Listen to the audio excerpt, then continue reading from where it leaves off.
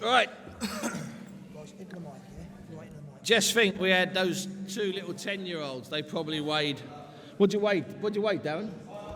How much do you weigh, mate? 120? 20 stone. No, 120 kilos. 120 kilos, what's that? 20, it's about 20 stone. Isn't it? So 20 stone. So those two kids, we could have had 4 of them and they'd still weigh less than you. We are dealing definitely here with the big boys, as they say in the trade. Thanks very much again, Vern. This is November the 17th show, and we're moving to the serious stage in the evening or the afternoon. The belts are out, as they say. JK is back with us. Luke did not turn up. Was he invited, JK? Yeah, he did, he was. Did we send a car for him? Because I know that's your speciality. How do we send a car for him? I think he's Uber. He's scared champ, they're saying. You know what? Says enough, doesn't it, really? Says enough. This would be the time, if it was a Tyson Fury fight, Luke would now come through the door with his shirt off, screaming blue murder, but it's not a Tyson Fury fight. I think he's got it in him.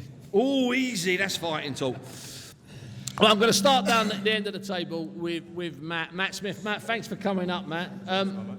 I haven't got here any details about you, have you had any contests or not? So the first thing I'll ask is quite simple. What got you into boxing, Matt? What made you decide to become one of the white-collar warriors? I like to compete and test myself. I'm getting on a bit now as well at 35, so it seemed like a natural progression. When you saw Lee earlier on, 52 years of age, by the way, I thought he was amazing. 52 years of age, you've got 17 more years left. Yeah, that's a good thing, huh? Yeah. It is a good thing. Dan, we saw you earlier on with your boy. So are you going to be on this? Is it the November 17th show? I'm on the 17th. You think you're going to be on that? Yeah, I'm on that. Is it, when you watch him, I'm going to ask you as a father, when you watch your boy in the gym, when you watch him spar, is it hard to stop being dad and be coach? No. It's quite simple. Or is it the same thing at this age? It's the same thing at that age. Okay. What about as he gets older? Do you ever think about that? What if he gets to 13, 14, he gets a little bit bigger? I'm 100% behind him in whatever journey he takes, whether he wants to pursue it even further into boxing, I'm 100% behind him. Yeah, well played indeed. I'll come back to you, JK, don't worry, because I'm waiting for Luke to get here. I've been texting him. We'll see. Darren, down the end. How are you, big lad? So you've had a few contests already, haven't you? Yeah, this will be my 4th one. And you're what, about 6'6" or so, 6'5"? 6'9". So did you play basketball? I mean, it's just an obvious question. Yeah, did you play basketball? Yeah, I did. And what made you? How old are you, Darren? 28. Okay, I'm just trying to work out. You suddenly, or whenever it was, went to white collar boxing after playing basketball. No doubt, since you're about 14, people have been saying to you should be a boxer. You should be a boxer. What made you finally do it at an older age? Well, to be honest, I lost my dad 2.5 years ago, and he loved boxing. Something we always watched together. Did you used to watch it with him? Yeah. Yeah. So it was obviously a hard time in my life, and dealing with that, I needed to channel the aggression that I was feeling and depression. So for me, it was an easy transition. So it was a no-brainer getting into pretty a boxing much, gym. yeah. Pretty much. Well done.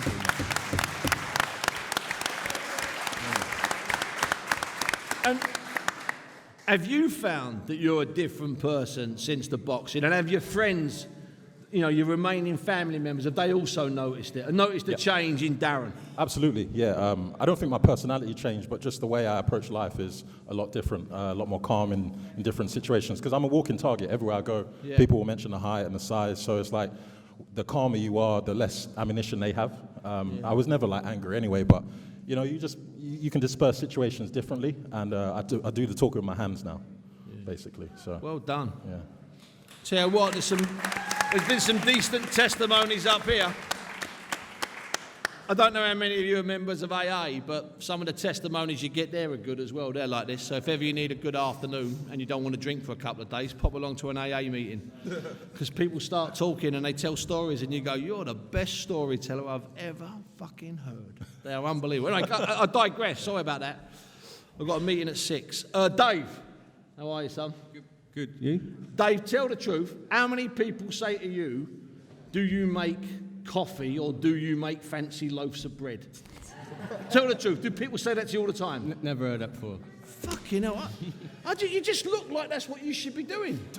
No, and that's brilliant because that's what white-collar boxing's all about. People that come up on the top table who don't look like they're boxers or they should be in boxing. What made you walk through the doors, Dave? Just, I see a couple of friends do it. I thought that's a bit of me, to be fair. Love my fitness, nothing better than boxing. So I just wanted to push myself and... And Dave, have you found it harder or easier? The harder part of it, like the sparring part of it, the being pushed when you're on the pads. Have you found it easier or harder? It's just the routine of it, really.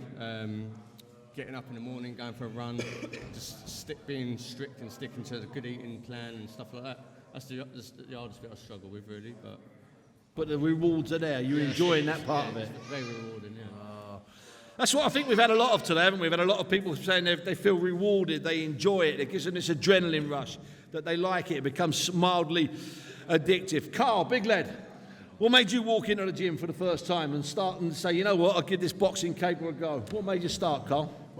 Well, my friends first, because a few of my friends, they fight as well. Oh, what, with the same white-collar people? Yeah. And how was it first time we went in there, Carl? Nervous and that, but yeah, it was good. And have you enjoyed it, or is that the wrong word? No, I do enjoy it still. And what about the rush, the actual getting in the ring and the sparring? Yeah. Have you actually had a contest yet? Yeah. And how was that? How did you it's find good. that? Son? Yeah, it's very good still.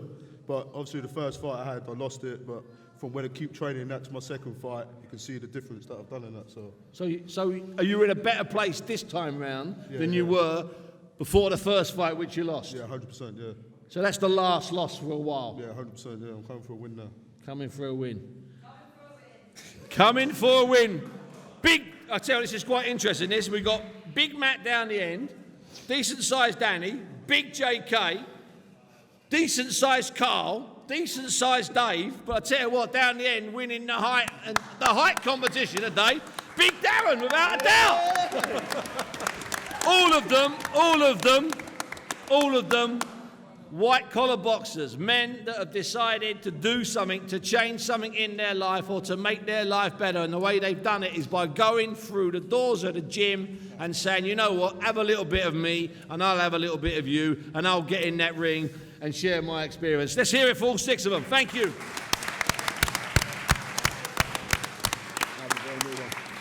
Just going to quickly add something to that. The big fella at the end there got a lot in common with Deontay Wilder. He was an American football player and a basketball player. Had money for his family. Gave up his college education. The rest, he walked into a gym one day. He only had about half a dozen fights, bang. And now, look, you know what he is now. So it can happen to anybody. Big up to all of them. The fella next to me here, look at him. Look at the size of the fella. Scared everybody in the street, wouldn't he? He sat next to me and went, oh my God, I've got so much anxiety. I'm shitting myself sat here. Yeah, good luck to each and every one. Job, you did. Well done to everybody. Job, Look forward to see you on the 17th.